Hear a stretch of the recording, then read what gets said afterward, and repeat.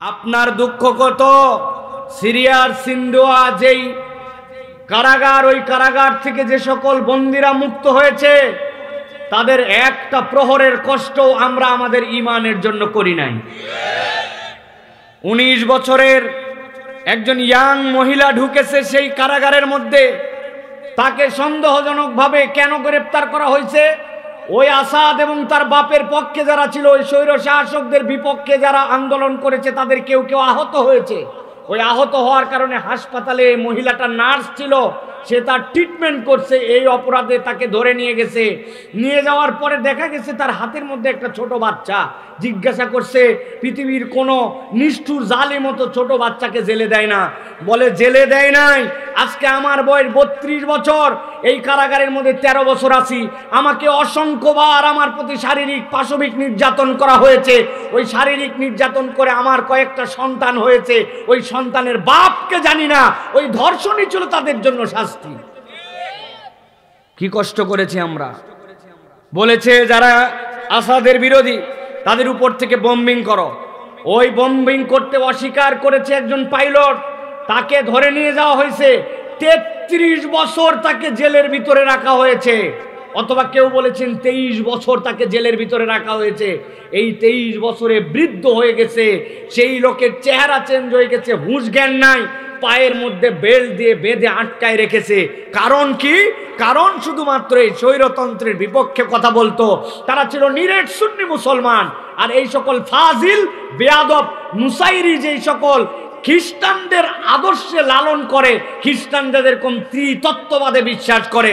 খ্রিস্টানদের আছে আল্লাহ, খ্রিস্টানদের আছে ঈসা রুহুল্লাহ, আর খ্রিস্টানদের আছে রূহ। এই তিনটা মিলে তারা মনে করে এই তিনটাই আমাদের উপাস্য।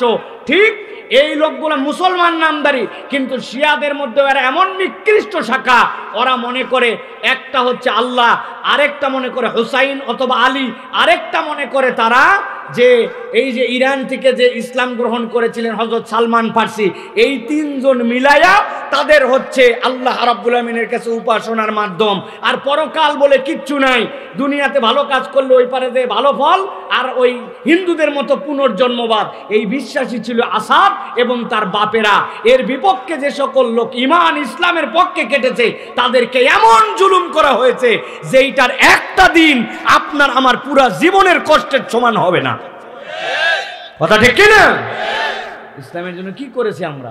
ইসলামের জন্য আমাদের কোনো ডেডিকেশন নাই। ইসলামের জন্য আমাদের ন্যূনতম কোনো ত্যাগ নাই।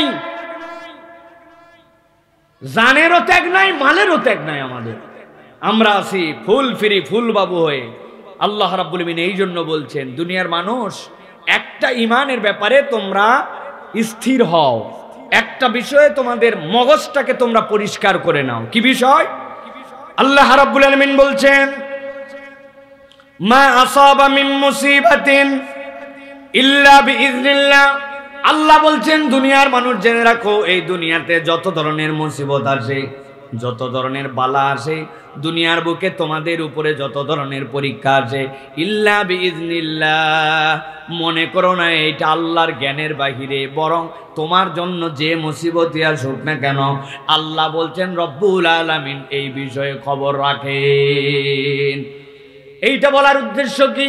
এইটা বলার উদ্দেশ্য আল্লাহ বান্দাকে বুঝাতে চান, বান্দা তোমার যত বড় বিপদ হোক, যত বড় তোমার জন্য দুনিয়ার বুকে ঝামেলাও হোক না কেন, বান্দা মনে করো না তোমার রব, তোমার পালন কর্তা, তোমার মাহবুদে বিষয়ে বেখবর। যেই মালিকের গোলামদের ব্যাপারে তার মালিক খবর রাখে, আল্লাহ বলছেন ওই মালিকের ব্যাপারে এইটুকু আস্থা রাখতে হবে যে গোলামের যত বড় বিপদই হোক না কেন, রব যেহেতু তার রুবুবিয়াতের দায়িত্ব নিয়েছেন, অতএব উদ্ধার করার দায়িত্বটাও সেই রব্বুল আলামিনের। ঠিক কিনা? ভালো করে বোঝেন। অনেক সময় উদাহরণ দেয়, আপনাদের এলাকায় অনেক সময় অনেক পুকুর ছেঁচা হয়, পুকুরের পানি মেশিন দিয়ে উঠায় ফেলা হয় মাছ ধরার জন্য, হয় কিনা? যেই না পুকুর থেকে যেই আপনি উঠায় ফেলেছেন সব পানিগুলা নিচের দিকে তখন কাদা আর কাদা।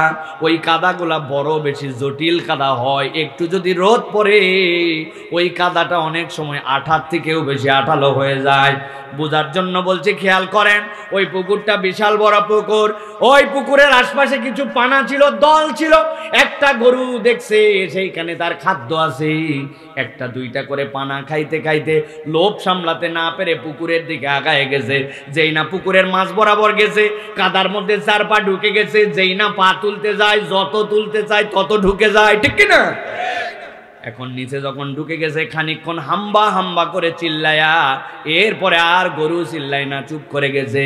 কারণ কি? গরু মনে মনে জানে যে আমি এমন একজন মালিকের অধীনে থাকি, আমাকে খাওয়ার জন্য মাঠে ছেড়ে দিয়েছে। তবে সন্ধ্যাবেলা পর্যন্ত যদি আমার খবর না পায়, আমাকে খোঁজার জন্য ঠিক ঠিক আসবে।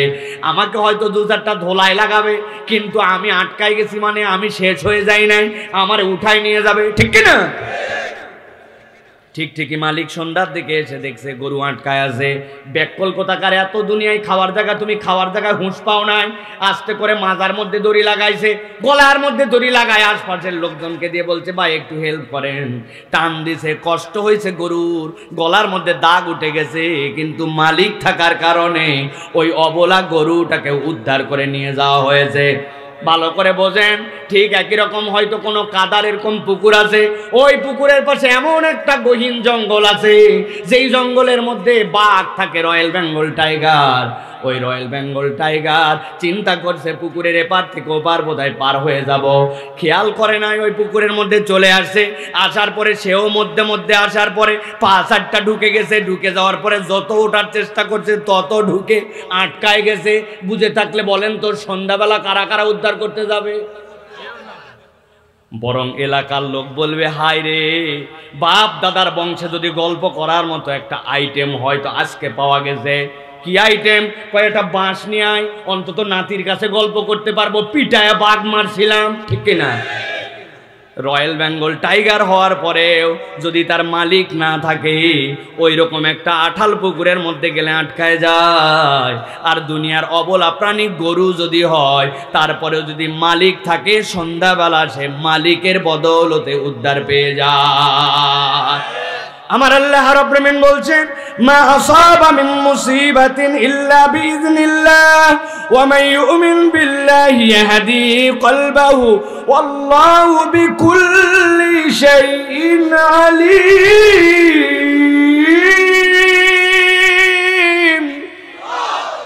এই দুনিয়ার মানুষ ভালো করে বোঝো, আমি রব্বুল আলামিন বললাম, তোমার যত বড়ই বিপদ আসুক না কেন, এই বিপদটা আল্লাহ রব্বুল আলামিনের নলেজের মধ্যে দিয়েছি, রবের জ্ঞানের বাইরে কিচ্ছু নাই।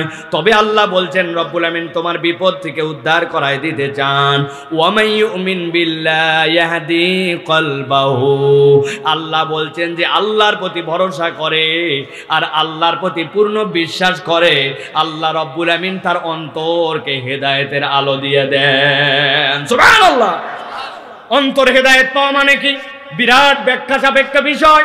অন্তরের হেদায়েত বিরাট বড় বিষয়।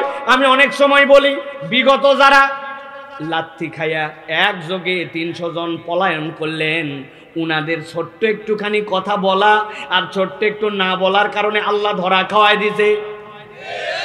কি কথা বলা বলছিল কি সেটা আপনারা জানেন, আমি আর বলতে চাই না, কিন্তু বলে নাই কি, ওরা যদি ওই 5 তারিখের আগে কলে কৌশলে যদি সবাই মিলে ওই টিভির মধ্যেই হোক আর যেই জায়গায় হোক আসার পরে যদি বলতো, যা করছি আল্লাহর ওয়াস্তে আমরা ভুল করছি, আমাদেরকে মাফ করে দেন, সবাই মিলে যদি মাফ চাইতো, তাহলেও হয়তো বাঁচার উপায় থাকতো। কিন্তু মাফ চাই নাই, উল্টা আরো ফকর দালালি করছে। আল্লাহ এই জন্য একবারে রেড কার্ড দিয়ে বাইর করে দিছে, ঠিক না? এই জন্য আল্লাহ রাব্বুল আমিন বলছেন, ওয়া মান ইউমিন বিল্লাহি ইয়াহদি কলবাহু, আপনি যে ক্ষমা চাবেন, ওই ক্ষমা চাওয়ার মতো অন্তর লাগবে। ওই হেদায়েত আল্লাহ দেন। ওই হেদায়েত আল্লাহর পক্ষ থেকে না আসলে মানুষ ফেরাউনের মতো হয়। এমন সময় বাঁচতে চায় যেই সময় না ডুবে আর উপায় থাকে না, ঠিক না? দেখবেন ওদের অনেক বড় বড় লিডার আছে, নামের আগে লিখবে সাবেক অমুক সাবেক তমুক, বলে কিনা? আমি এই কথা অনেক আগে বলছি, যদি সাবেক বলে একমাত্র সাবেক চোর বলতে পারে কে? আমি বহুত আগে এই কথা বলছি, একদম শুরুর দিন থেকে সাবেক চোর ছাড়া কিছু বলার নাই। সোপার জোর আপনি যত দেখান, এই সোপার জোরে কাজ হবে না, কেননা রব্বুল আলামিন আপনার অন্তরের মধ্যে হেদায়েত দেয় না, ঠিক না? আরে ওই বাশার আল আসাদও তো বলতো যে আমার আল্লাহ আল্লাহ, কিন্তু ওই আল্লাহ বলাই পরিপূর্ণ ঈমান হয় নাই, ওটা হেদায়েত হয় নাই। আল্লাহ আল্লাহ রসুলের তরিকা মতো আপনাকে ঈমান আনতে হবে, ঠিক না? দেখেন তো আমি যেই কথা বলতেছি, এটা আমার গায়ের জোর, সোপার জোর, নাকি আল্লাহ রাব্বুল আলামিনের পক্ষ থেকে? ভালো করে বোঝেন।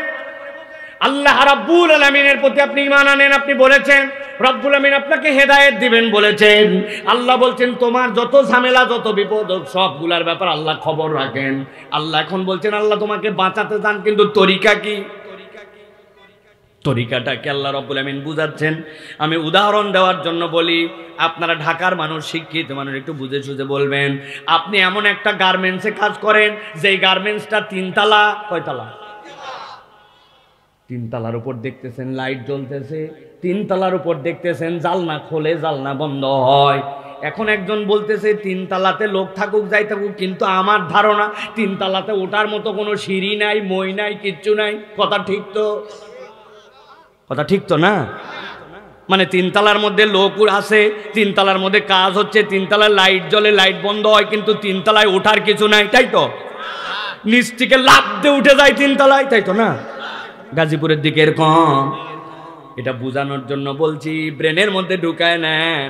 আপনি যদি 3 তলার উপরে যান তাহলে বুঝতে হবে দোতলা পর্যন্ত ওঠার রাস্তা আছে, দোতলার থেকে 3 তলায় যাওয়ার কানেকশন আছে, অথবা এমন কোনো সিঁড়ি বা কোনো উপায় আছে যেটার দ্বারা লিফট আছে, যেটার দ্বারা আপনি 3 তলায় উঠতে পারেন।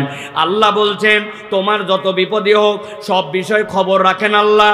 আল্লাহ রাব্বুল আমিনের প্রতি যে ঈমান রাখে, আল্লাহ তার অন্তরের মধ্যে হেদায়েত দিয়ে দেন, আল্লাহ সব বিষয় জানেন। তবে আল্লাহ বলছেন আল্লাহ রাব্বুল আমিন যে হেদায়েতটা দিবেন তার একটা পথ এবং পদ্ধতি তোমাদের কাছে আল্লাহ জানায় রাখতে চান। আল্লাহ রাব্বুল আমিন বলছেন ওয়া আতিউল্লাহ ওয়া আতিউর রাসূল ফাইন তাওয়াল্লাইতুম ফাইন্নামা আলা রাসূলিনাল বালাগুল মুবিন। আমার আল্লাহ রাব্বুল আমিন বলছেন তুমি যদি বাঁচতে চাও, আল্লাহ রাব্বুল আমিন পথ বলে দিচ্ছেন ওয়া আতিউল্লাহ ওয়া আতিউর রাসূল, আল্লাহর অনুসরণ করো, রাসূলের দেখানো পদ্ধতিতে চলো। তুমি আল্লাহর প্রতি ঈমান আনি এই কথার দ্বারা কোনো ফায়দা পাবে না যতক্ষণ পর্যন্ত আল্লাহর দেওয়া ইবাদত নবীজির তরিকা অনুযায়ী তুমি আদায় করবে না, ঠিক না? অথবা আপনাকে আল্লাহর দেওয়া ইবাদত নবীজির দেওয়া তরিকা দিয়ে উঠতে হবে আপনাকে। এখন আপনি বলতেছেন আমার ঈমান ঠিক আছে, কিন্তু আপনি নামাজ পড়েন না, এরকম ঈমানদার এলাকায় আছে নাকি? আছে? বুলেট ঈমান, বাবা আমার ঈমান ঠিক আছে, উনি নামাজ পড়ে না, আছে না? উনি বিড়ি ফুঁকায়, গাঁজা খায়, অন্যায় করে, মিথ্যা কথা বলে, আবার বলে আমার আল্লাহ এক, আমার রসুল এক। আপনার থেকে বড় টাউট আর 2 নম্বর আল্লাহর দুনিয়ায় একটাও নেই। ভালো করে মুখস্থ রাখবেন। এই তরুণেরা, যুবকেরা দাঁড়ায় দাঁড়ায় ওয়াজ শুনতেছে কষ্ট করে। পাকিস্তানের এক ওস্তাদ তার ছাত্রকে বলছে অনেকদিন তো তোমাকে পড়ালাম বাপ, আজকে উল্টা তোমার কাছে একটু জিজ্ঞাসা করতে চাই। বলছে কি ওস্তাদ, কি জিজ্ঞাসা বলেন? বলছে শোনো, বলো তো দুনিয়াতে নামাজ পড়ে না কারা? ও খানিকক্ষণ ভেবে বলছে ওস্তাদ আমার ক্ষুদ্র জ্ঞানে যতটুকু বুঝছি তাতে মনে হয় 3 শ্রেণীর লোক দুনিয়াতে নামাজ পড়ে না। কয় শ্রেণী? যারা ঘুমায় গেছেন তারা শুধু কথা বলবেন না, যারা জাগে আছেন বলেন কয় শ্রেণী? 3 শ্রেণী। বলছে কারা কারা বলো?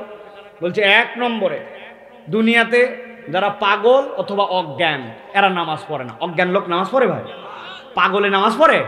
পড়লেও কি সেটা জুত মতো নামাজ হয়? বলছে বাহ দারুণ ব্যাপার, ঠিক বলছো। 2 নম্বর বলছে 2 নম্বর হচ্ছে ওস্তাদ আমার যতটুকু ধারণা তাতে মৃত মানুষ নামাজ পড়ে না। মরা মানুষ নামাজ পড়ে? মরা মানুষের উল্টা নামাজ পড়া লাগে, ঠিক না ভাই?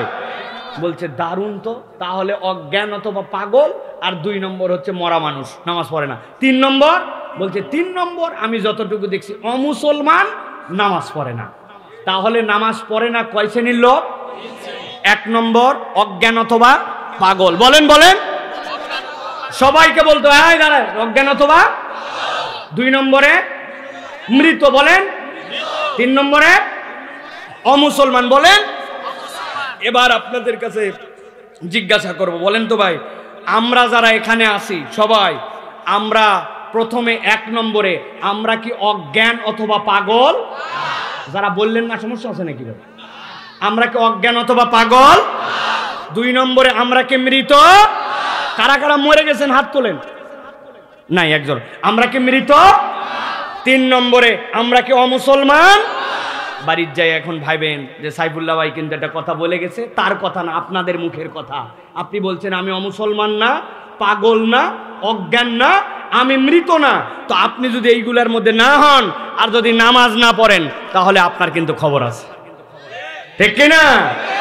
আপনি এশার নামাজ না পড়ে ওয়াজ শুনবেন, ফজরের নামাজ না পড়ে আবার শুয়ে থাকবেন আর মনে করবেন ওরে বাবা আমার থেকে বড় ইমানদার কে আছে হে, সিরিয়ার বিজয়ের পরে স্ট্যাটাস দিছে লিল্লাহে তাকবীর আল্লাহু আকবার, সকাল 10:30টার সময় ফজর না পড়ে আবার চেক করতেছে কতগুলো লাইক পড়লো রে, সিরিয়ার মতো বিজয় আমার লাইক পড়লো না, মুসলমান দেশে আর না, ভালো জিনিস ভাইরাল করলো না, বেনামাজি ভাইরাল করাচ্ছে উনি, আছে কি না?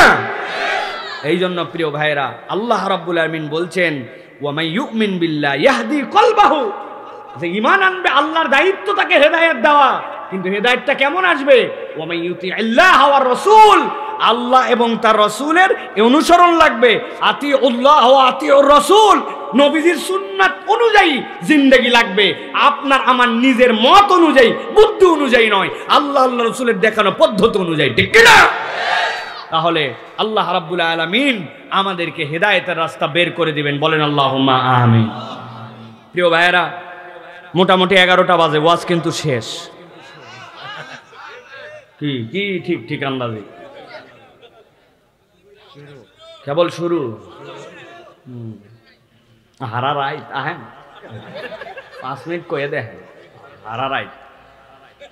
প্রিয় ভাইয়েরা চলেন আমরা কোরআনুল কারীম থেকে সংক্ষিপ্ত সময়ে কিছু কথাবার্তা শোনার চেষ্টা করি। আছেন তো আপনারা ইনশাআল্লাহ? দেখি একটু দেখি কারা কারা আছেন, টান করে হাত উঁচু করেন, 2 হাত উঁচু করেন শক্ত করে। অনেকেই মনে করতেছে বাইরে লোকজন বোধহয় নাই, যে শীতের রাত সব বোধহয় ঘরে ঢুকে গেছে। জি না, আল্লাহর কোরআনের কিছু পাগল আছে, এরা শীত হোক বর্ষা হোক যায় না, ঠিক কি না? হাত শক্ত করে তোলেন, গলাটা পরিষ্কার দেন, দিছেন। এবারে আকাশ বাতাস মুখরিত করে তাকবীর দিতে হবে, পারবেন ইনশাআল্লাহ? দেখে একটা তাকবীর দেন, লিল্লাহি তাকবীর, আল্লাহু আকবার। হয় নাই আর অনেক আছে, যতই পাম্পট্টি দেন উনি দিবে না। হাত নামান, হাত নামান, হাত নামান। যারা যারা ভাই জোরে তাকবীর দিতে পারবেন না আগেই আপনি আমাদেরকে বাদ হন, হাত তুলে নেবার। কারা কারা পারবেন না জোরে দিতে? তাহলে ওয়াদা করছেন জোরে সোরে একটা তাকবীর দিতে পারবেন, পারবেন ইনশাআল্লাহ? গরম করে দিতে হবে পরিবেশ, পারবেন ইনশাআল্লাহ? তরুণরা যুবকরা পারবেন ইনশাআল্লাহ? দেখে এটা তাকবীর দেন, লিল্লাহি তাকবীর, আল্লাহু আকবার, লিল্লাহি তাকবীর, আল্লাহু আকবার। আল কোরআনের আলো ঘরে ঘরে জ্বালো, আল হাদিসের আলো ঘরে ঘরে জ্বালো, তোমার নেতা আমার নেতা, তোমার নেতা আমার নেতা, আলেম ওলামা যেখানে লিল্লাহি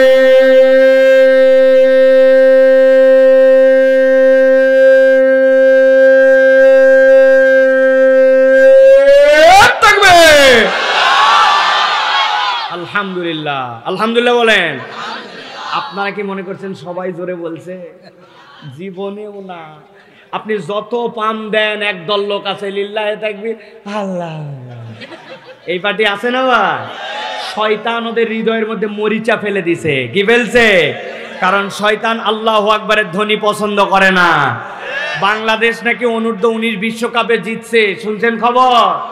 বিশ্বকাপে জেতা টেতা পরের বিষয়, কিন্তু গ্যালারির থেকে যাদের বিপক্ষে জিতছে ওই জায়গায় আল্লাহু আকবারের যে তাকবীরের স্লোগান হয়েছে এটাতে ওদের পিছনে আগুন লেগে গেছে, ঠিক কি না? এটা আপনি বললেও ঠিক, না বললেও ঠিক। নবীজি বলছেন যখন কেউ আল্লাহু আকবার বলে শয়তান তখন পিছন দিক দিয়ে হাওয়া মারতে মারতে বিদায় হয়। অথবা আল্লাহু আকবারের স্লোগান যারা পছন্দ করে না ওরা ইমানদার হতে পারে না, ওরা শয়তানের চাচাতো খালাতো ভাই, ঠিক না? অতএব যেই দলের স্লোগানে আল্লাহু আকবার নাই ওই দলের সাথে আমাদের কোনো সম্পর্ক নাই। হাত তোলেন, হাত তোলেন। আল্লাহু আকবার যার সাথে নাই আমি তার সাথে নাই। রাজি তো? চায়ের বিনিময়ে বিক্রি করবেন না তো? বিড়ির বিনিময়ে 50 টাকা ক্ষমতার লোক। আল্লাহু আকবার নাই যার সাথে আমি নাই তার সাথে। রাজি তো?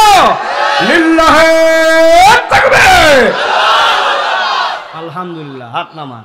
যে কয়টা একটু যাওয়া যাওয়া ভাব করছিল এগুলো আর যাবে না ইনশাআল্লাহ। ঠিক আছে না ইনশাআল্লাহ? সংক্ষিপ্ত সময়ে নির্ধারিত একটা প্রসঙ্গে কিছু কথা বলবো। আর যাওয়ার সময় ওই যে সামনে আমাদের বই নিয়ে আসছি, আপনাদের বেশিরভাগ কথাবার্তার বাড়িতে যায় না। এই জন্য আমরা যেইগুলো বই লিখেছি পকেটের পয়সা খরচ করে বহুত কষ্ট করে আসছে এই জায়গায়। সত্যায়ন পাবলিকেশনে আমার যেই 5টা বই সহ অনেক বই আছে, মিজান ভাই, আজারি ভাই সহ বিভিন্ন বই আছে। এই বইগুলো আপনারা একটা বই হলেও ইয়াংরা গাঁটের পয়সা খরচ করে সর্বনিম্ন 100 থেকে 250 টাকার মধ্যে বই আছে, বই একটা করে নিয়ে যাওয়ার চেষ্টা করবেন ইনশাআল্লাহ। রাজি আছেন তো?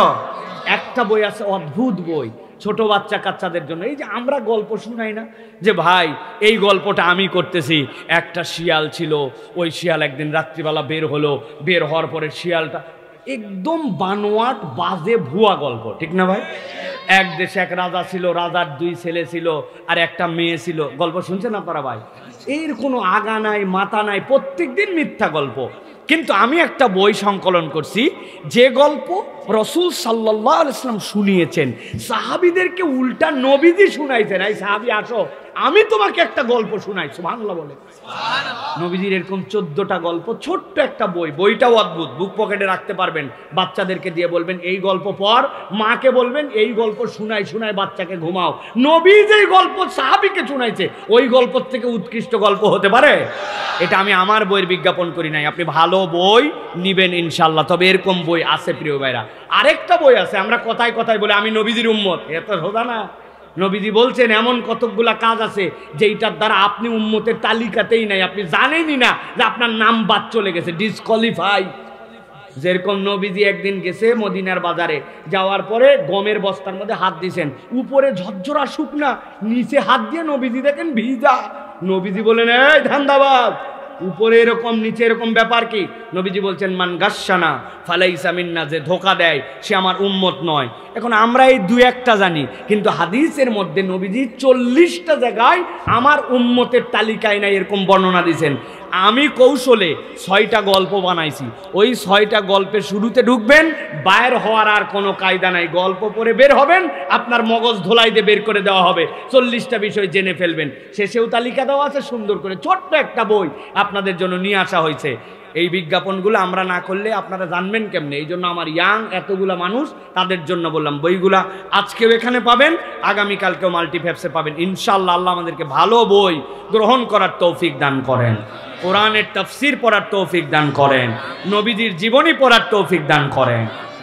প্রিয় ভাইরা, তাহলে আজকে আমরা সংক্ষিপ্ত সময়ে একটা বিষয়ের উপরে কথা শুনবো। খুব সংক্ষেপে আমি আপনাদের কাছে 8টা আয়াতে কারিমা থেকে 5টা বিষয় উপস্থাপন করব। সেটি হচ্ছে যে দুনিয়াতে চলাফেরার সময় আমরা মানুষকে মানুষ হিসেবে অনেক সময় প্রতিশ্রুতি দেই, বউ এবার খালি আমার বেতনটা হোক, তুমি যে ওই লাল রঙের শাড়িটা দেখছিলে, আল্লাহ মাসালে লাল রঙের শাড়িটা কিনবো। বেতন হওয়ার পরে স্বামীর আর মনে নাই, স্বামী আর বউয়ের জন্য লাল শাড়ি আনে না, হয় কি না ভাই? বাচ্চাকে ফোন করে বলছে আব্বারে ভালো করে পড়ালেখা কর, এবার একটা সাইকেল কিনে দিব। এরপরে দেখা যাচ্ছে পড়ালেখা ভালো করুক যাই করুক, বাপ সাইকেল কেনার কথা ভুলে গেছে, হয় কি না ভাই? বাচ্চাকে ফেরার সময় বলছে আব্বা দুষ্টামি করিস না, আসার সময় চিপস নিয়ে আসবো, বাপ চিপস চকলেট নিয়ে চলে আসছে। দুনিয়াতে মানুষ এরকম মানুষের জন্য প্রতিশ্রুতি ওয়াদা করে, করে কি না? কিন্তু আজব ওয়াদা আজকে আমরা একটা শুনবো, যেই ওয়াদা মানুষ মানুষের সাথে করে নাই।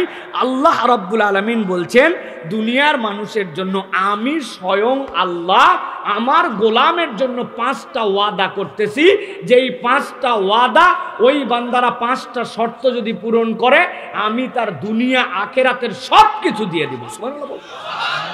ওয়াদা করতেছেন কে? জোরে বলতে হবে কে? ও ভাই যারা বসে আছে ইনারা বাদ, খালি দাঁড়ানো লোকজন বলেন ওয়াদা করতেছে কে?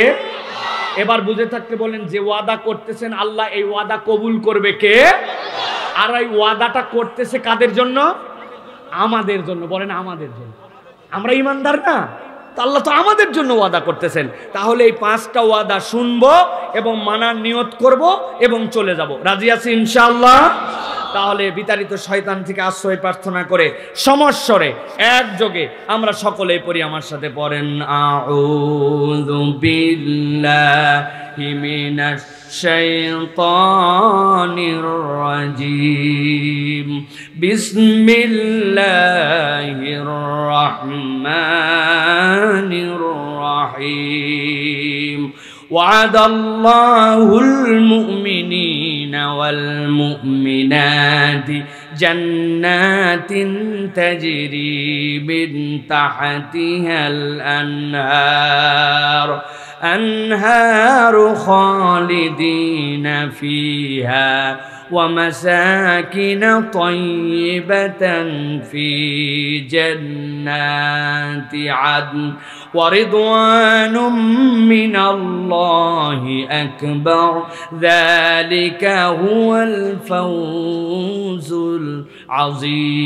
العظيم الله رب العالمين এক নম্বর ওয়াদা করতেছেন দুনিয়ার মানুষ শোনো, আমি রব্বুল আমিন তোমাদের সাথে রব হিসেবে ওয়াদা করলাম, আমি রব্বুল আমিন তোমাদেরকে জান্নাত দিব। সুবহানাল্লাহ বলো।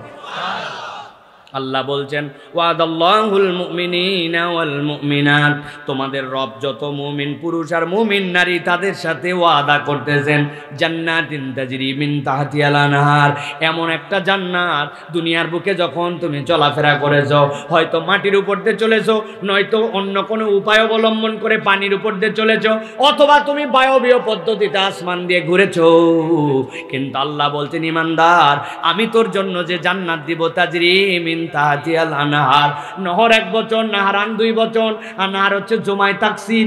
আল্লাহ রাব্বুল আমিন কতগুলো নহর দিবেন স্থায়ীভাবে বলেন নাই, তবে নবীজি বলছেন কিয়ামতের ময়দানে ফায়সালার পরে বান্দা যখন জান্নাতে যাবে, এই শাহাদত আঙ্গুলি ইমানদারদের বড় পাওয়ারফুল হবে। এই শাহাদত আঙ্গুলি ইশারা দিয়ে যখন সে নড়াচড়া করবে, জান্নাতে তার পায়ের নিচ দিয়ে যে নহরগুলা থাকবে, যেই নহরের উপর দিয়ে সে ঘোরাফেরা করবে, ওই নহরগুলা আঙ্গুলের ইশারাতে ওই জান্নাতীদের কথা মতো তার জান্নাতে পিছে পিছে ঘুরে বেড়াবে। সুবহানাল্লাহ। আল্লাহ বলছেন নবী আপনি জানায় রাখেন দুনিয়ার মানুষ যত ধরনের নিয়ামত পাক না কেন, দুনিয়ার মানুষের নিয়ামতগুলা স্থায়ী হয় না, দুনিয়ার মানুষের আনন্দগুলা কখনো চূড়ান্ত হয় না। আপনি হয়তো আপনার বাচ্চাটা যখন হয়েছিল, ছেলে হওয়ার পরে এত খুশি হয়েছেন, খুশি হওয়ার পরে 1 মণ মিষ্টি বিলাইছেন, অনেক মানুষকে খাওয়াইছেন, তার আকিকার জন্য বিরাট অনুষ্ঠান করছেন, এরকম আমরা করি কিনা?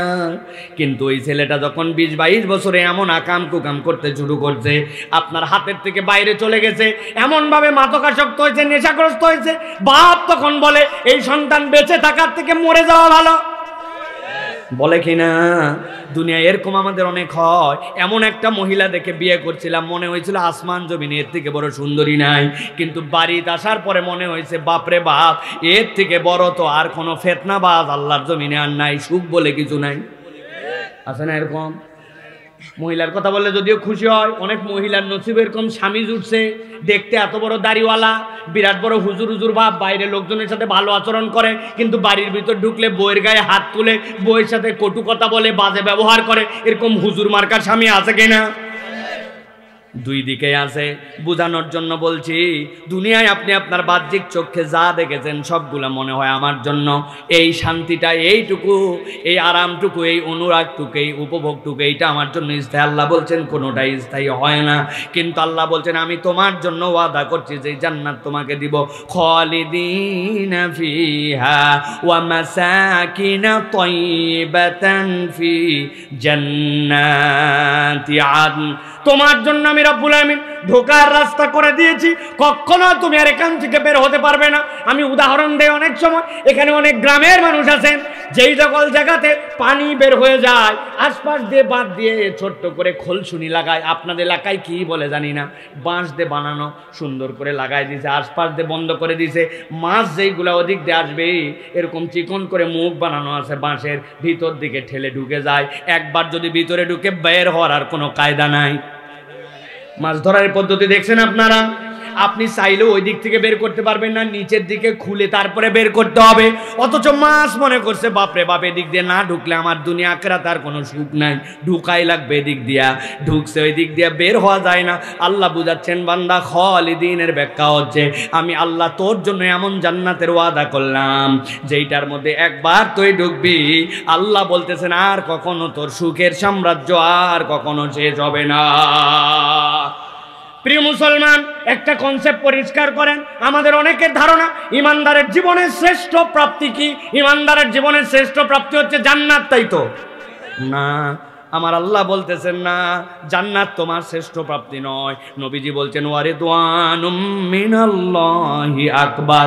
আমার আল্লাহ আমাকে জানিয়েছেন মানব জীবনের শ্রেষ্ঠ প্রাপ্তি হচ্ছে জান্নাতে যাওয়ার পরে আল্লাহ ইমানদারদেরকে বলবেন আমি তোমাদের প্রতি চিররাজি হয়ে গেছি। আল্লাহু আকবার। হাদিসের মধ্যে আসছে আল্লাহ রাব্বুল আলামিন একদিন জান্নাতের মধ্যে আসবেন, আসার পরে বলবেন ইয়া আহলাল জান্নাহ, জান্নাতীরা লাফ দিয়ে উঠে বলবে লাব্বাইক ওয়া সাদাই ওয়াল খায়রু বিয়াদাইক। ও আমাদের রব, ভালো মন্দ তো সব আপনার হাতে, আমরা হাজির আছি। রব্বুল আলামিন জান্নাতীদেরকে জিজ্ঞাসা করবেন হাল রাদিতুম, তোমরা কি রাজি আছো নাকি? জান্নাতীরা সাথে সাথে উত্তর দিবে ওয়া মা লাকা লা নারদা ইয়া রাব্বানা ওয়া কদ আতাইতানা মা লাম তুতি আদান ক্বাবলানা। আমাদেরকে যে নিয়ামত দিয়েছিস এরকম নিয়ামত কেউ পাইছে নাকি? আমরা খুশি না থাকলে কে খুশি থাকবে? আল্লাহ। আল্লাহ বলবেন হাল আযীদুকুম, আমি কি বাড়াই দিব নাকি? বান্দার মাথা কাজ করবে না, কেমনে আবার এর থেকে বাড়ানো যায়?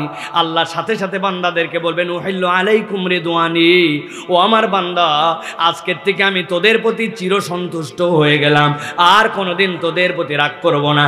আমার নবী বলছেন এই কথা বলা মাত্র আল্লাহ তার যাবতীয় পর্দা সরায় দিবেন, জান্নাতীদের সাথে ওই বান্দাগুলার সাথে তার রবের সাথে সাথে দিদার হয়ে যাবে।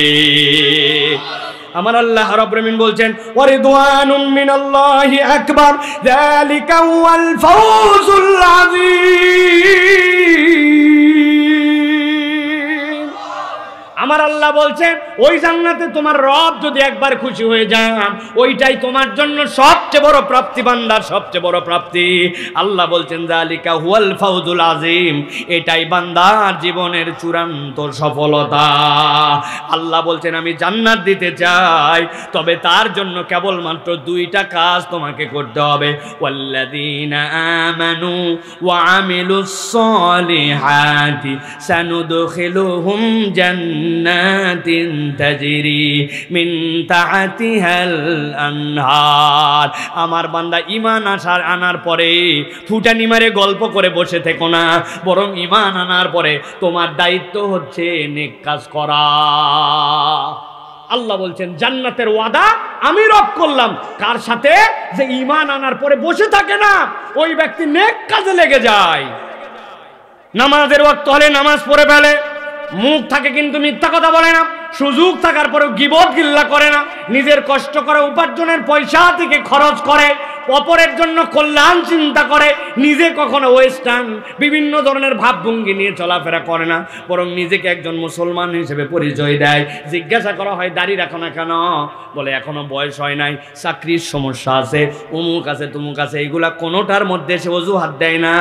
আমার নবী কখনো দাড়ি কাটেন নাই, দাড়ি ছাঁটেন নাই।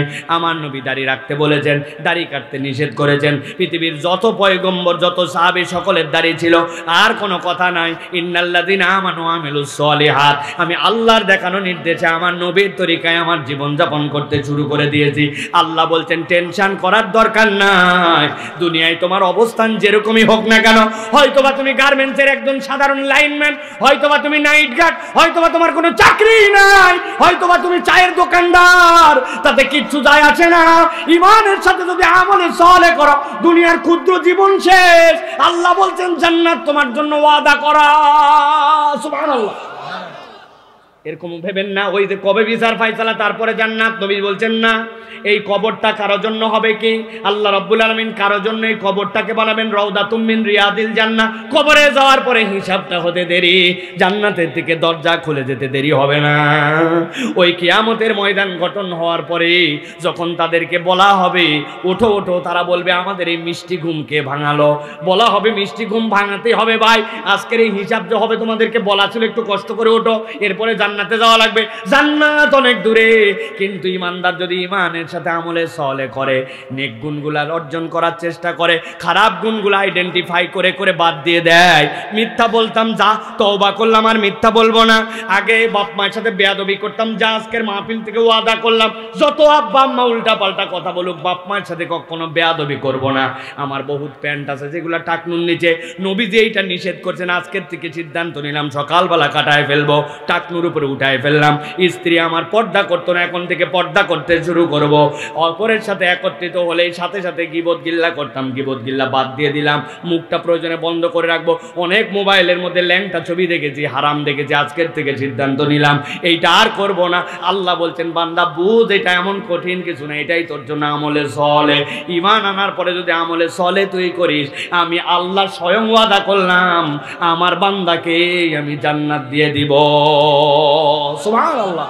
তাহলে এক নম্বর বিষয় হচ্ছে ঈমান আনার পরে আমাদের আমলে সলে করতে হবে। ঈমান আনার পরে যদি আমলে সলে করি তাহলে আল্লাহ রাব্বুল আমিন আপনাকে আমাকে জান্নাত দিবেন। জান্নাত চাই তো ভাই, চাই তো ভাই, জান্নাত চাই না কে? সকলেই চাই আমরা, কিন্তু জাস্ট একটু আমাদের ভুল ভ্রান্তি আছে, এগুলো একটু শুধরায় নিলেই রব্বুল আলামিন আমাদের জন্য ওয়াদা করছেন জান্নাত দিবেন ইনশাআল্লাহ।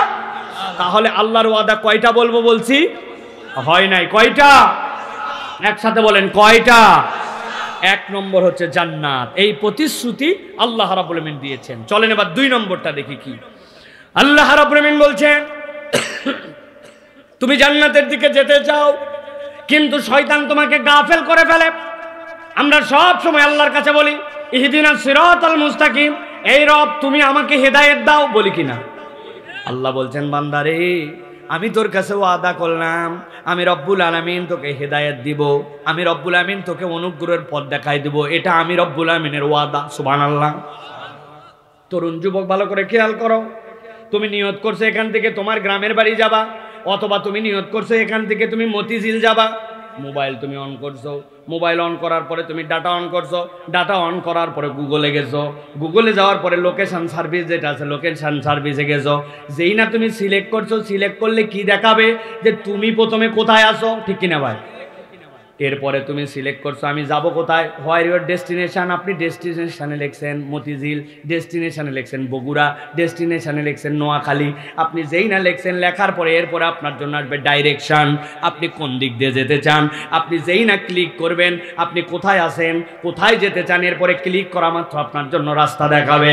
রাস্তা যেই না দেখাবে তখন সে আবার আপনাকে বলবে এই রাস্তাটা বন্ধ আছে, এই রাস্তাটা খোলা আছে, এই রাস্তায় জ্যাম আছে, একটু ঘুরে হলে বিকল্প এদিক দিয়ে যান, দ্রুত রাস্তা, এটা আপনার জন্য বলে কিনা?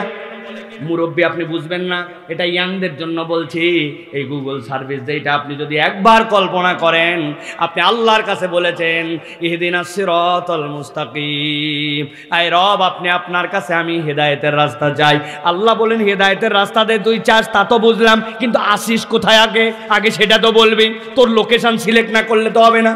আপনি আল্লাহর কাছে বলতেছেন আল্লাহ ভুল হয়েছে, আগের থেকে এবার বলতে শুরু করছি ইয়াকা নাবুদু ওয়া ইয়াকা নাস্তাঈন, আমি কারো গোলাম নই, আমি কেবল আপনার কাছেই চাই আর আপনার কাছেই কেবল সাহায্য প্রার্থনা করছি। আল্লাহ বলেন ঠিক আছে, এখন বল কি চার? বলি ইহদিনাস সিরাতাল মুস্তাকিম, আল্লাহ আমাকে সরল সঠিক রাস্তা দেখাও। দেখাতে তো চাই, কিন্তু রব্বুল আমিন যেমন তেমন রাস্তা নয়, ওই রাস্তায় ডাকাতি হবে কিনা, ওই রাস্তায় পৌঁছাইছে কিনা জায়গা মতো আমার জানা নাই। আই রব্বুল আমিন এই জন্য আমি এমন রাস্তা চাই যে এই রাস্তা নিরাপদ, কুইক পৌঁছানো যাবে। আল্লাহ বলতেছেন সেটা আমার কাছে এখন অ্যাপ্লিকেশন কর। আপনি সাথে সাথে বলছেন সিরাতাল্লাযীনা আনআমতা আলাইহিম, তোমার প্রেরিত পয়গম্বররা যে রাস্তায় চলেছে ওই রাস্তা দিয়ে তুমি আমাকে সিরাতুল মুস্তাকিম দেখাও। কোন বান্দা একবার বুঝেছো যে যদি ইয়াকা নাবুদু থেকে শুরু করে গায়রিল মাগদুবি আলাইহিম ওয়ালাদ-দাল্লিন পর্যন্ত পড়ে, আল্লাহ রাব্বুল আলামিনের দায়িত্ব হয় তার গোলামকে আল্লাহর পক্ষ থেকে হেদায়েতের রাস্তা দেখায় দেওয়া। কিন্তু পড়ি কি আমি যা পড়তেছি তাতে তো মার খাওয়ার রাস্তা। বলে হুজুরের মানে কি? আপনি পড়তেছেন ইহদিনা সিরাতাল মুস্তাকিম, কি বলছেন? সোয়াদ দিয়ে সিরাত মানে রাস্তার, সিন দিয়ে সিরাত মানে গজারির লাঠি। কি আপনি 70 বছর ধরে আল্লাহকে বলছেন ইহদিনা সিরাতাল মুস্তাকিম, আল্লাহ যেই লাঠির মধ্যে কাঁটা কাঁটা আছে ওইটা আমাকে দেখা। আল্লাহ যে এতদিন পর্যন্ত আপনার বাটাম ফাটায়নি, তাই তো বেশি। এই জন্য আল্লাহর কাছে চাওয়ার মতো আপনাকে চাইতে হবে। তাহলে 1 নম্বরটা জান্নাত, 2 নম্বর আল্লাহ বলছেন আমি প্রতিশ্রুতি তোকে দিচ্ছি, আমি রব তোকে হেদায়েত দিয়ে দিব। যেই হেদায়েতের রাস্তায় উঠলি কখনো তুই পথ ভ্রষ্ট হবি না।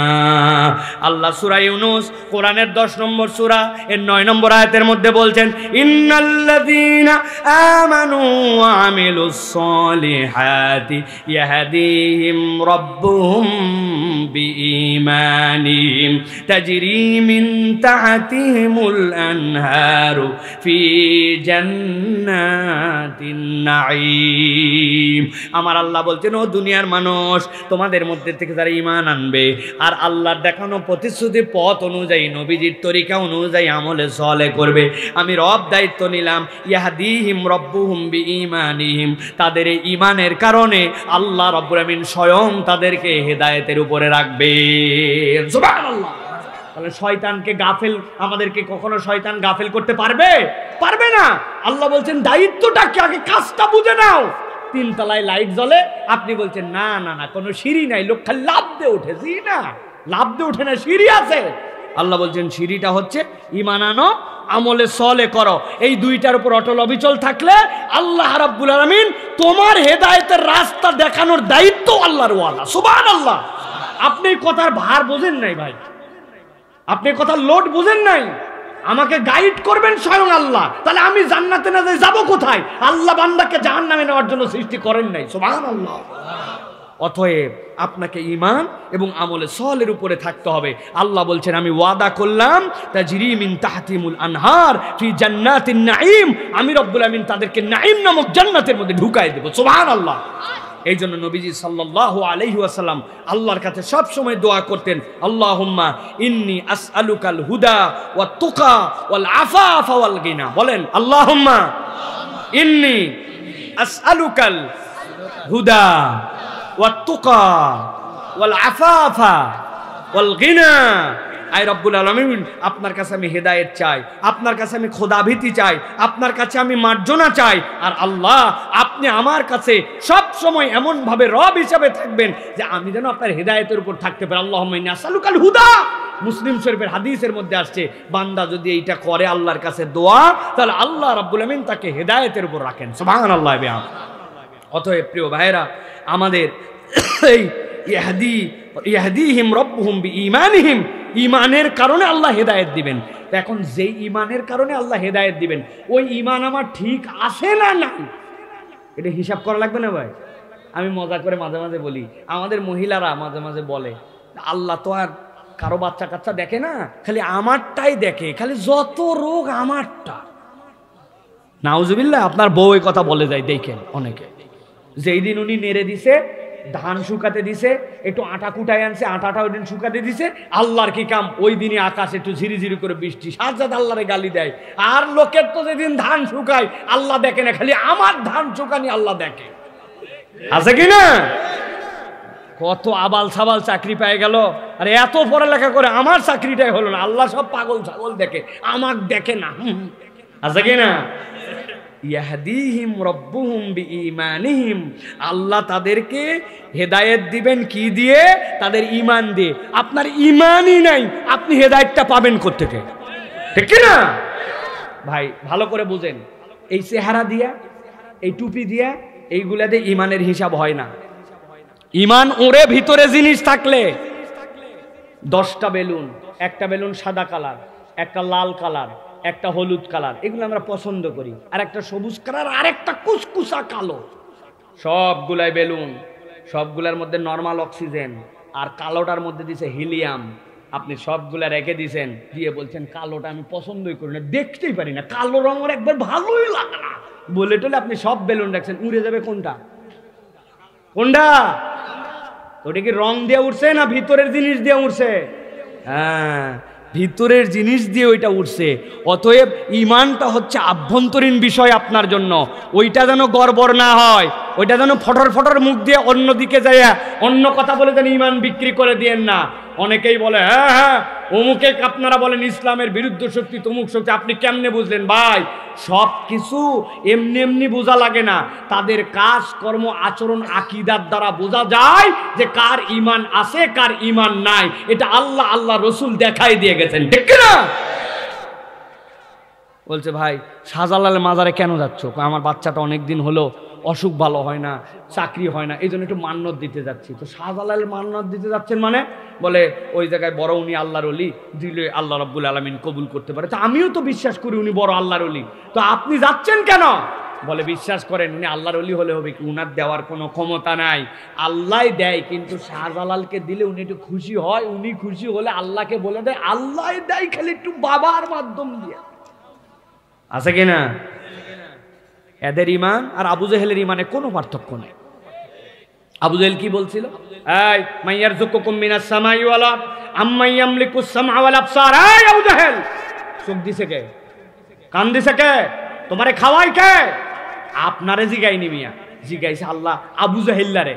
ইসলামের 1 নম্বর শত্রুর আবু জেহেল লাভ দিয়ে উঠে বলছে সায়াকুলুন আল্লাহ। কি বলো? খাওয়াই আল্লাহ, পড়াই আল্লাহ, সব দিস আল্লাহ। তারে সব দিস আল্লাহ, তুই যে লাতুজ্জামানাতের কাছে যাস? বলছে ও ঠকানোর জন্য আসছো। আল্লাহ সূরা জুমারের ভিতরে বলছেন লিয়াতাকাররাবুনা ইলাল্লাহি যুলফা। আরে এমনি এমনি যাই না, যাই লাতের কাছে ব্যবসা করতে যাচ্ছি সিরিয়ায়, একটুখানি বলে গেলাম ও আল্লাহর উমুক পয়গম্বরের প্রতীক্ষিত, আর কিছু ক্ষমতা নাই, কিন্তু ওরে বলে গেলে ও খুশি হয়, ও খুশি হলে আল্লাহ খুশি হয়। আল্লাহ দেয় লাতের মাধ্যম দিয়ে, আল্লাহ দেয় মানাতের মাধ্যম দিয়ে। আল্লাহ বলছেন ওয়াহুম মুশরিকুন। যতই আল্লাহ খালিক মালিক বলো, তোমার ইমান হয় নাই। এখন আপনি যতই দাড়ি টুপি রাখেন আর যতই আপনি বুজুর্গানে দিনের ভাব দেখান, আপনি যদি মনে করেন আল্লাহ ছাড়া ইবাদতের মধ্যে কোনো ওসিলা আছে, আপনি আল্লাহ ছাড়া কেউ আপনার ভালো মন্দ করতে পারে, উমুক পীর মাজারের কাছে গেলে আপনার তকদির খুলে যেতে পারে, আপনার ইমান আর আবু জেহেলের ইমানে কোনো পার্থক্য নাই, একসাথে হাসর নাসর হবে। অতএব ভালো করে বোঝেন, আল্লাহ বলতেছেন ইয়াহদিহিম রাব্বুহুম বিঈমানিহিম, আল্লাহ তাদের ইমানের কারণে হেদায়েত দিবেন। এখন আপনার ইমানই ঠিক নাই, হেদায়েত করতে আসবে, কথা ঠিক কিনা? অতএব আল্লাহর প্রতিশ্রুত 2 নম্বর যেটা, সেটা হচ্ছে হেদায়েত। অতএব হেদায়েত প্রাপ্ত আল্লাহর কাছে হতে চাইলে আপনাকে আমাকে ঈমান এবং আমলে সলের উপরে থাকতে হবে। রাজি আছেন ইনশাআল্লাহ? 3 নম্বরে আল্লাহ রাব্বুল আমিন বলছেন, যারা দুনিয়ার বুকে আল্লাহ রাব্বুল আমিনের কথা মতো চলবে, আল্লাহ তৃতীয় একটা ওয়াদা করছেন, রব্বুল আমিন তাদের জন্য একটা আলো দিয়ে দিবেন। এমন আলো দিবেন যাতে করে আর বিদ্যুতের বাল্ব লাগে না, ওনার আর কোনো রকম কারেন্টের খরচ লাগে না, খরচ ছাড়া যাতে চলতে পারে, তাই নাকি? ভালো করে বুঝেন, এই আলো সে আলো নয়। রব্বুল আমিন বলছেন ইয়া আইয়ুহাল্লাযীনা আমানুত্তাকুল্লাহা ওয়া আমিনু বিরুসুলিহি ইউতিকুম কিফলাইনি মির রাহমাতিহি ওয়া ইয়াজআল লাকুম নূরা নামতামশুনা বিহি ওয়া ইয়াগফির লাকুম ওয়াল্লাহু গফুরুর রহিম। আল্লাহু আকবার। আল্লাহ বলছেন, দুনিয়ার মানুষ, তুমি যদি আল্লাহ রাব্বুল আমিনকে ভয় করো, তাকওয়ার পথ অবলম্বন করো, আল্লাহ বলছেন আর 2 নম্বর ওয়া আমিনু বিরাসূলিহি, আমার নবী যেইগুলা এনেছেন তার প্রতি যদি ঈমান আনো, তাহলে তাকওয়ার পথ অবলম্বন মানে কি? ভালো করে মুখস্থ করে নেন, তাকওয়ার পথ হচ্ছে আল্লাহ যা নিষেধ করেছেন আপনি সেইটা করেন না, আল্লাহ যা মানা করে দিয়েছেন আপনি সেই মানাগুলো আপনার জীবনে আর নেন না, আল্লাহর নিষেধের আশপাশে আপনি যান না। আল্লাহ বলছেন তোমাদের মধ্যে থেকে যেই ব্যক্তিরা দুনিয়ার বুকে রব্বুল আলামিনের নিষেধাজ্ঞাকে অতিক্রম করবে না, হুদুদুল্লাহ, আল্লাহর বাউন্ডারি ওয়াল আছে, ওইটাকে পার করে যায় না, আর নবীকে অনুসরণ করে। আল্লাহ রাব্বুল আমিন বলছেন, আল্লাহ রাব্বুল আমিনের রহমত থেকে রব্বুল আমিন তাদের জন্য ব্যবস্থা করবেন, ওয়ায়াজআল লাকুম নূরা, আর আল্লাহ বলছেন আমি তাদের জন্য একটা আলো দান করে দিব, তামশুনা বিহি, কিয়ামতের দিনে যখন কোনো আলো থাকবে না, তুমি ওই আলো নিয়ে তুমি তোমার জান্নাতের দিকে দৌড় দিবা। সুবহানাল্লাহ। আল্লাহ বলছেন এইটুকুই নয়, আমার বান্দার তো অনেক গুনাহ থাকতে পারে, আমার বান্দার অনেক ভুল থাকতে পারে। একজন লোক তওবা করছে 50 বছর বয়সে, 50 বছর একদিন বয়সে মারা গেছে, এখন 50 বছর পর্যন্ত তার ভুল, কি বিপজ্জনক কথা। তার তো আমলনামার মধ্যে সওয়াব নাই, তার আমলনামার মধ্যে তো জান্নাতে যাওয়ার মতো ওই ক্রাইটেরিয়া নাই। আল্লাহ বলছেন, ও বান্দা শোন শোন, আমি আল্লাহ তোদের জন্য বললাম, ওয়াগফির লাকুম ওয়াল্লাহু গফুরুর রহিম। দুনিয়ার কোনো একটা বান্দা যদি একবার আল্লাহকে ভয় করে চলতে শুরু করে আর আমার নবীর অনুসরণ করে, আমি আল্লাহ ওই বান্দাকে এমন পছন্দ করি, আলো তো দেই দে, সাথে সাথে জান্নাতে যাওয়ার মতো তার জন্য ক্রেডিট ব্যালেন্সটাও করে দেয়। আপনার হাতের মধ্যে একটা কার্ড আছে, দোকানের মধ্যে গেছেন, যাওয়ার জিনিস আপনি ওইখানে কেনার জন্য গেছেন, ওই জিনিসের জন্য যেই না পাঞ্চ করেছেন, আপনি বলতেছেন আল্লাহর নামে পাঞ্চ করলাম, যা হয় হবে, কাজ হবে। আপনার কার্ডের মধ্যে 3000 টাকার ব্যালেন্স, আপনি ভিতরে ঢুকছেন, ঢোকার পরে পাসওয়ার্ড চাপে দিয়ে নিয়ত করছেন, আল্লাহ তুমি দয়া করো, যদি টাকা 10,000 বার হয় তাহলে 2000 মসজিদ, 2000 মাদ্রাসা। আছে কত ব্যালেন্স? 3000। ভিতরে কার্ড ঢুকাই দিয়েছেন, ঢুকাই দেওয়ার পর চাপ দেওয়ার পরে সাথে সাথে লেখা উঠছে, আপনি আপনার যে অ্যামাউন্ট দিয়েছেন অ্যামাউন্ট ভুল, প্লিজ আপনি সঠিক অ্যামাউন্ট চাপুন, আপনার ব্যালেন্স নাই। ঠাস করে টাট বের হয়ে আসছে। আবার আপনি চিন্তা করছেন, আগের বার দিছি কম, এবার আল্লাহর জন্য বড় নিয়ত করলাম, ডাইরেক্ট 20,000, যদি বাড়ায় মসজিদে 10,000 দিছেন আপনি কার্ড। যেই না কার্ড দিয়ে আপনি চাপ দিবেন, আগের বার আপনাকে ব্যালেন্স ভুল করে বের করছে, কিন্তু পরের বার দেখবেন আর আপনার কার্ড বের হবে না, মেশিনের মধ্যে লেখা উঠছে ব্যাংকে যায় যোগাযোগ করেন, আপনার কার্ডটি মেশিন আপাতত গিলে খেলো, টুঁট টুঁট। কথা ঠিক কিনা? আমার আল্লাহ রাব্বুল আমিন বলছেন, ও বান্দা তোর তো জান্নাতে যাওয়া লাগবে, আমি রাব্বুল আমিন তোর জন্য নিয়ামত দিতে চাই, তোর জন্য প্রতিশ্রুতি করলাম, আমি রব তোকে আলো দিব। মানে কি? আমি রব তোর জন্য সওয়াব দেব, তোর আমলনামার অ্যাকাউন্ট দিয়ে দিব। বান্দা তোর জন্য আমি ওয়াদা করলাম, আমি রব তোকে ক্ষমা করে দিব। আল্লাহর ক্ষমা মালাই বান্দার অ্যাকাউন্টের মধ্যে সাথে সাথে সওয়াব যুক্ত হয়ে যাওয়া। কেননা আল্লাহ অন্য আয়াতে বলেছেন, বান্দার আমলনামার যত গুনাহ রব্বুল আলামিন ওইগুলাকে সওয়াব দ্বারা পরিবর্তন করে দিবে। সুবহানাল্লাহ। তাহলে রব্বুল আমিনের 3 নম্বর ওয়াদা আলো। আলো প্রাপ্ত করতে হলে আমাদেরকে কি কাজ করা লাগবে? আল্লাহকে ভয় করে চলতে হবে। কাকে? সিসি ক্যামেরা ভয় করা লাগবে না? ওরে বাবা, সিসি ক্যামেরার গল্প তো আমি সারা দেশ করে শেষ করে ফেললাম। 7 বছর আগে আমার পাসপোর্টের মেয়াদ 7 মাসের নিচে চলে গেছে, 6 মাসের নিচে। এখন 6 মাসের নিচে না থাকলে আপনাকে আর ভিসা দেবে না।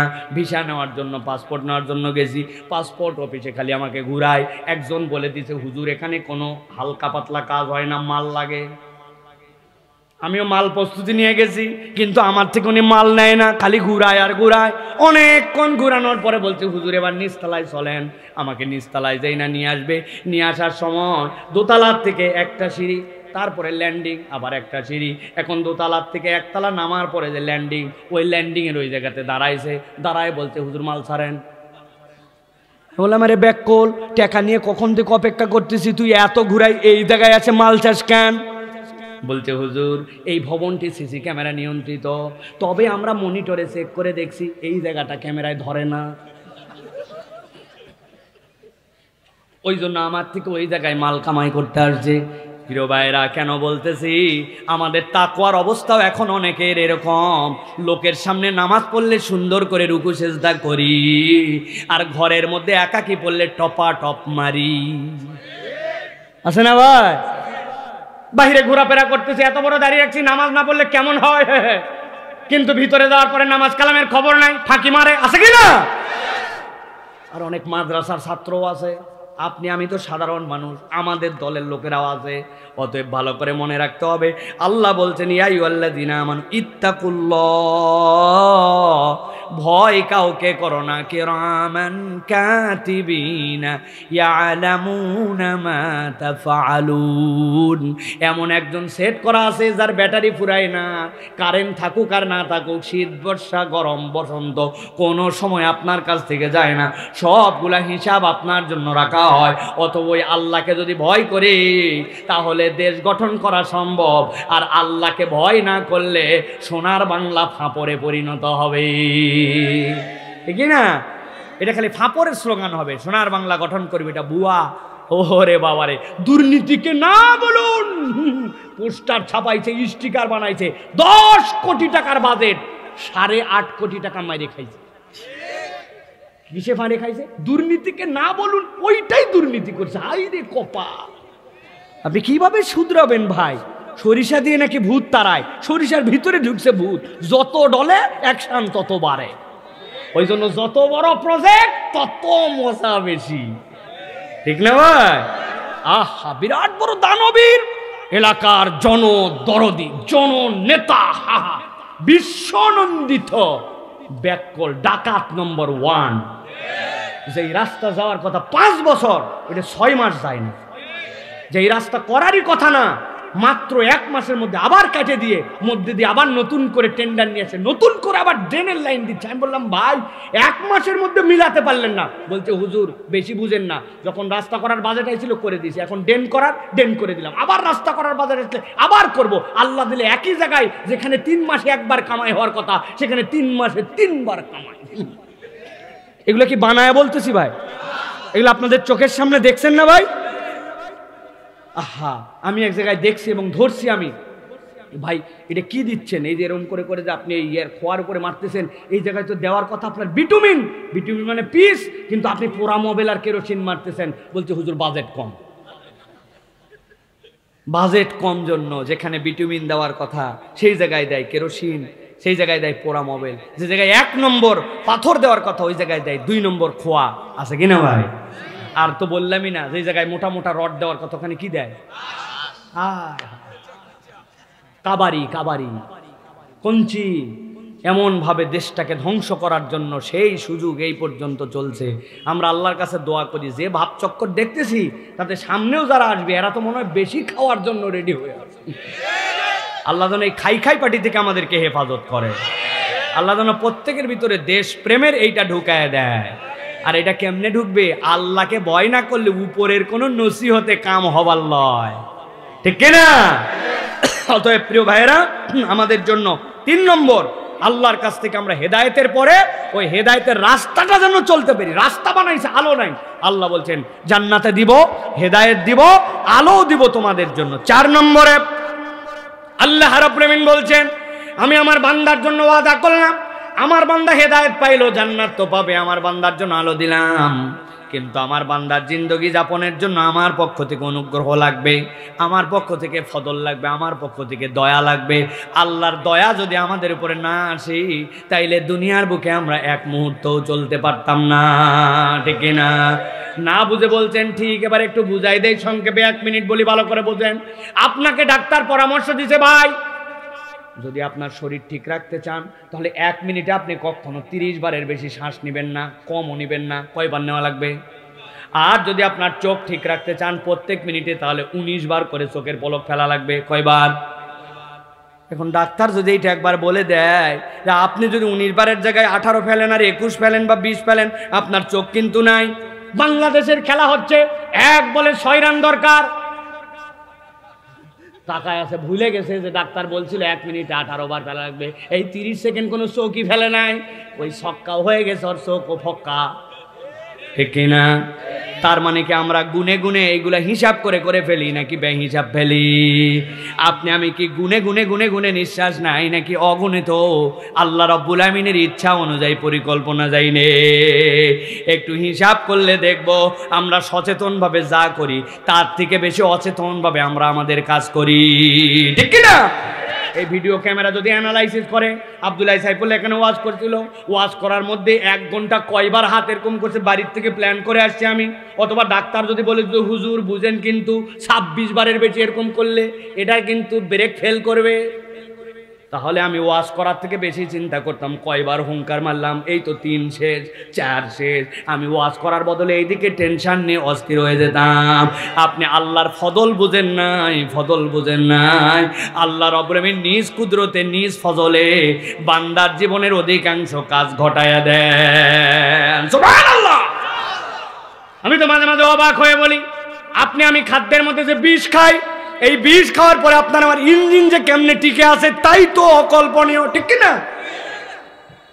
আরে যেইগুলা বিষ, যেইগুলা অসুস্থ জিনিস আমরা খাই, কেমনে আমাদের কিডনি টিকে আছে?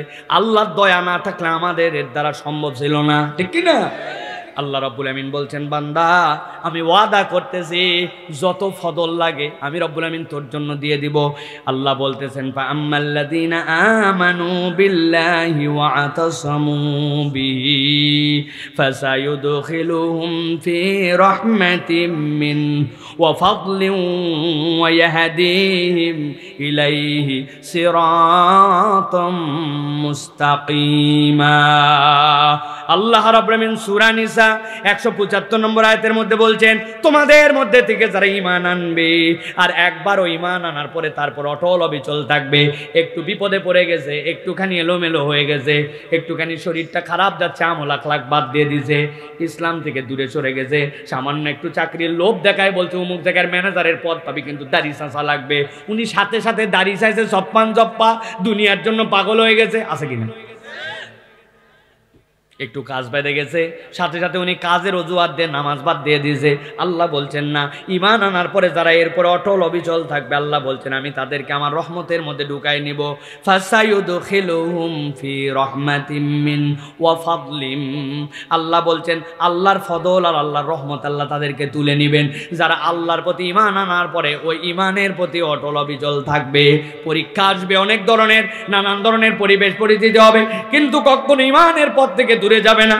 আমার মা বোনেরা অনেকে ঘর থেকে দূর থেকে ওয়াজ শুনতেছেন, অনেক মা বোন আছে পর্দা করে, কিন্তু যেই না বিয়ে শাদীর পার্টিতে যায়, ঈদের দিন অনুষ্ঠানে যায়, অথবা এলাকা ছেড়ে অন্য জায়গায় যায়, পিকনিক করতে যায়, তখন পর্দা পশিদা সব ভুলে যায়, আছে কিনা?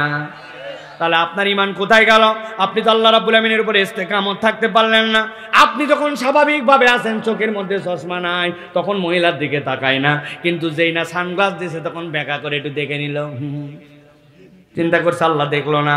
আল্লাহ রাব্বুল আমিন এই জন্য বলছেন, আল্লাহর বিধানের উপরে তুমি যদি ইস্তেকামতের উপরে থাকো, কারো দেখার দরকার নাই। আল্লাহ বলছেন রব্বুল আমিন তোমাকে তার রহমতের কোলে তুলে নেবেন আর তোমার জন্য আল্লাহর ফদল দিয়ে দিবেন। আর আল্লাহ বলছেন তোমাকে সিরাতুল মুস্তাকিমের পথ দেখানোর দায়িত্ব আল্লাহ। সুবহানাল্লাহ। আল্লাহ নিজে দায়িত্ব নিচ্ছেন, রব তোমাকে সিরাতুল মুস্তাকিম দিয়ে দিবেন। এক আয়াতে আল্লাহ 3টা নিয়ামত দিবেন, বলছেন রহমত, ফদল, হেদায়েত। আল্লাহু আকবার। ঈমানের পথে যদি অটল অবিচল থাকে, এই জন্য বলা হয় ঈমানের পথে অটল অবিচল থাকা অত সহজ নয়। আবেগ সে তো হঠাৎ আগুন, একটু তাপে জ্বলবে দ্বিগুণ, সেই আবেগের মায়ায় পড়ে হয়তো জীবন দেওয়া যেতেও পারে, কিন্তু শপথ নিয়ে খোদার পথে জীবন রাঙানো নয় তো সহজ, তুমি মানো কি? মিছিলে গেছেন, স্লোগান ধরছেন, স্লোগানে আল্লাহু আকবার বলে দেওয়া সহজ, কিন্তু ওই আল্লাহু আকবারের পথ এবং পাত্র নিজের জীবনে বাস্তবায়ন করে তার উপর অটল অবিচল থাকা অত সহজ নয়, ঠিক কিনা? এই জন্য প্রিয় ভাইয়েরা, আল্লাহর প্রতি ইস্তেকামত থাকতে হবে। তরুণ যুবক, শপথ নাও, তোমার আমার বয়সে মুজাহিদরা ইসলামকে বিজয়ী করে দিয়েছেন। তালহার ইতিহাস পড়ো, হযরতে তালহা রাদিয়াল্লাহু তাআলা ছোট্ট একটু কিশোর, ইসলামের জন্য হোয়াট ডেডিকেশন তার জন্য ছিল। যে সময় সাহাবীরা বলছিলেন, তালহা তুমি পড়ো না, তুমি কোরআন তেলাওয়াত জোরে করো না, লোকে মারবে, কারণ তুমি একটা গোলাম। হযরতে তালহা বলছেন, ভয় পাওয়ার কোনো কারণ নাই, আল্লাহ আমার কণ্ঠের পাওয়ার দিছে, জীবন তো আল্লাহর জন্য দিতে চাই। তালহা তেলাওয়াত করতে শুরু করছেন। পৃথিবীর ইতিহাসে প্রথম কিশোর মক্কা স্পষ্ট উচ্চারণে তেলাওয়াত করেছেন। তাকে মারতে মারতে মারতে শোয়ায় ফেলছে, এমন ভাবে মারছে যে চিত হয়ে পড়ে মক্কার কাফেররা ভয় পাইছে মরেই যায় কিনা। তখনও তিনি তেলাওয়াত বন্ধ করেন নাই। উনার যোগ্য উত্তরসূরি আমার তরুণ কিশোরেরা, ঠিক কিনা? তুমি কোন দিকে যাও? কার পক্ষে স্লোগান ধরো? কোন লিডারের পিছনে তুমি ছোট? কাকে তুমি স্মার্টনেসের আদর্শ মনে করো? ওই আউল ফাউল চুল কাটা আর পায়ের জিন্স আর গায়ের জুতা মুজা ওইটাকে মনে করছো আধুনিকতা? ন, যে ইসলামকে যত বেশি ফলো করে সে পৃথিবীতে তত বেশি স্মার্ট। পুরা পৃথিবী তাকে না বলুক, কিন্তু আল্লাহর কাছে সে স্মার্ট। আমার পরকাল হচ্ছে জান্নাতে যাওয়ার পাথেও, জান্নাতে যাওয়ার পাথেও যেটা, সেটাই হচ্ছে আমার জন্য স্মার্টনেস। একজন বলতেছে, আর আমার আব্দুল্লাহ জাহাঙ্গীর রহমাহুল্লাহ বলতেন এই কথা, যে স্যার তো ছিলেন সৌদি আরবে যখন পড়তেন 27টা দেশের মানুষ তার সাথে পড়তো যারা মায়ের পেটের থেকে হয়েই আরবি বলতো। তাদের মধ্যে থেকে একজন বাঙালি ছেলে সর্বোচ্চ নাম্বার পেয়ে জামুল ইমাম রিয়াদে ফার্স্ট হতেন। আমাদের ওস্তাদ আব্দুল্লাহ জাহাঙ্গীর রহমাউল্লাহ উনি বলতেন 98, 99 নিচে নম্বর পাই নাই। ওরা মায়ের পেটের থেকে পড়ে আরবি বলে, আর আমি বাংলাদেশ থেকে কোনো রকম টোটাফাটা আরবি শিখে আমি এখানে পড়ে ফার্স্ট হয়েছেন তাদের মধ্যে। তো ওনার বন্ধুরা এসে বলছে, ওনার নাম তো ছিল খন্দকার আব্দুল্লাহ জাহাঙ্গীর, তো ওরা ফার্স্ট নেম হিসেবে বলতো খন্দকার, এত পরে কি হবে, চলো যাই একটু ডেজার্টে পার্টি করি, একটু মরুভূমিতে যাই পিকনিক করি, আরে কালকে মরলেই তো শেষ। কথা ঠিক কিনা? ঠিক। স্যার বলতেন, একদম দোস্ত তোমরা যা বলছো কথা ঠিক, কালকে মরলেই তো সব শেষ। তো অতএব আমাদের কিছু আনন্দ ফুর্তি করা দরকার। তবে আমি অত দূর পড়ি না যে বাই চান্স যদি আগামীকাল বাইসে যায় তাহলে যেন আফসোস করা না লাগে। আমি ওরকম পাগলা পড়াও পড়ি না যে কালকে মরে গেলে সব শেষ, একদম সব বাদ দিয়ে কালি পড়লাম। কিন্তু যদি কালকে বেঁচে যাই তাহলে অন্ততপক্ষে আফসোস যেন করা না লাগে, ওটাও তো আল্লাহর উপরে। অতএব ওইটুকু আমি পড়ি। আমি এটার দ্বারা বুঝাতে চাচ্ছি প্রিয় ভাইরা, আপনি দুনিয়াকে একবারে বাদ দিয়ে দিবেন, একবারে সুফি সাধক হয়ে একবারে জঙ্গলে চলে যাবেন, নামাজ রোজা কালমা ছাড়া আর আপনার কোনো কিচ্ছু থাকবে না। না, আপনার সব থাকবে, কিন্তু আপনার আখিরাতকে সামনে রেখে সব কাজ থাকবে। তাহলে আপনার দুনিয়াও সুন্দর, আখিরাতও সুন্দর, ঠিক কি না? এমন কাজ করব না যে আগামীকালকে মরে গেলে ধরা খায় যাব। আবার এমন পড়াও, এমন দুনিয়ার মধ্যেও একদম ব্যস্ত হয়ে যাব না যে বাই চান্স আগামীকালকে বেঁচে গেলেও আবার মানুষের কাছে ভিক্ষা করে খাওয়া লাগবে না। কিন্তু দুনিয়ার টার্গেট কখনো দিলের মধ্যে ঢুকে যাবে না। দুনিয়া থাকবে, কিন্তু আখিরাতকে টার্গেট করে দুনিয়াকে অর্জন করতে হবে, ঠিক কি না প্রিয় ভাইয়েরা? তাহলে আল্লাহ বলছেন, আমি তোমার জন্য অবশ্যই ওয়াদা করতেছি, তোমাকে অনুগ্রহ দিয়ে দেব। সর্বশেষ আজকের যেটা আল্লাহ বলছেন, আমার বান্দাকে আমি কি কি নিয়ামত দিব? জান্নাত দিব, হেদায়েত দিব, আলো দিব, আমার বান্দাকে রহমত এবং ফদল দিব। সর্বশেষ আল্লাহ বলছেন, আমি ওয়াদা করলাম আমার বান্দা থেকে ভয় এবং দুশ্চিন্তা দূর করে দেব। সুবহানাল্লাহ বলেন, আরেকটু জোরে বলেন, আরেকটু হিম্মত করে বলেন, আওয়াজ দিয়ে বলেন। আল্লাহ বলছেন, ইন্নাল্লাযীনা আমানু وعملوا الصالحات وأقاموا الصلاة وآتوا الزكاة لهم أجرهم عند ربهم ولا خوف عليهم ولا هم ইয়াহজানুন। আল্লাহ রাব্বুল আমিন বলছেন, ও দুনিয়ার মানুষ, ইন্নাল্লাযীনা আমানু, যারা ঈমান আনবে, ওয়া আমিলুস সালিহাত, ঈমান আনার পরে নেক কাজের মধ্যে প্রতিযোগিতায় লিপ্ত হয়ে যাবে, ওয়া আকামুস সালাত, সালাত প্রতিষ্ঠার আন্দোলন তাদের মধ্যে থাকবে। অনেকেই বোঝে না সালাত প্রতিষ্ঠার আন্দোলন মানে কি। 40 সেকেন্ডে বুঝে নেন। আপনি নামাজে দাঁড়াইছেন, ডান পাশে একজন রিকশাওয়ালা এসে দাঁড়াইছে, বাম পাশে একজন আপনার এলাকার মুচি যে জুতা সেলাই করে, সারাদিন গায়ের গন্ধ, ওই গন্ধ নিয়ে আপনার পাশে দাঁড়াইছে। আর আপনি হাজী সাহেব, আপনি বলছেন, রিকশা সাহেব মুচি, তুই আমাদের বাজারের মুচি না, পিছনে কাতারে বলতে পারবেন? বলতে পারবেন? আল্লাহ রাব্বুল আমিন আকামুস সালাহ মানে ভালো করে বুঝে নাও, এই যে ওই লোকটা ঈমানের কারণে তুমি যেই হও না কেন, কাতারের মধ্যে যে তাসওয়িয়া হলো, কাতারের মধ্যে যে সাম্য হয়ে গেল, ওই নামাজের সাম্যটা সমাজে ছড়ায় দিতে হবে। টাকা পয়সা কম বেশি, পজিশন কম বেশি থাকবে, কিন্তু মানুষের মৌলিক অধিকার পাওয়ার ক্ষেত্রে, ইনসাফ পাওয়ার ক্ষেত্রে, বিচার পাওয়ার ক্ষেত্রে, চিকিৎসা পাওয়ার ক্ষেত্রে, ঘর পাওয়ার ক্ষেত্রে, খাদ্য পাওয়ার ক্ষেত্রে দুনিয়ার কোনো মানুষের মধ্যে ভেদাভেদ থাকবে না। আল্লাহ বলছেন, যারা ঈমান আনার পরে নেক কাজ করে, ও আকামুস সালাহ, আল্লাহর জমিন আল্লাহর বিধান দেই, তাসবিহ হোক, এই আন্দোলনের সাথে যারা যুক্ত হয়, ও আতুজ যাকাত, আর যদি সম্পদের মধ্যে যাকাত ফরজ হয় যাকাত আদায় করে দেয়, লাহুম আজরুহুম ইনদা রাব্বিহিম, আল্লাহ বলছেন তাদের যে অবদান, এই অবদানের জন্য আল্লাহর কাছে তাদের তো প্রতিশ্রুতি উজরত আছেই। আল্লাহ বলছেন সাথে সাথে দুইটা নিয়ামত আমি তাদের জন্য দিয়ে দিব, ওয়ালা খাউফুন আলাইহিম ওয়ালা ওয়ালা হুম ইয়াহজানুন। আল্লাহ বলছেন তাদের কোনো ভয়ও নাই, তাদের কোনো দুশ্চিন্তাও নাই। সুবহানাল্লাহ। এই গ্যারান্টি দিয়েছেন কে? গ্যারান্টার কে?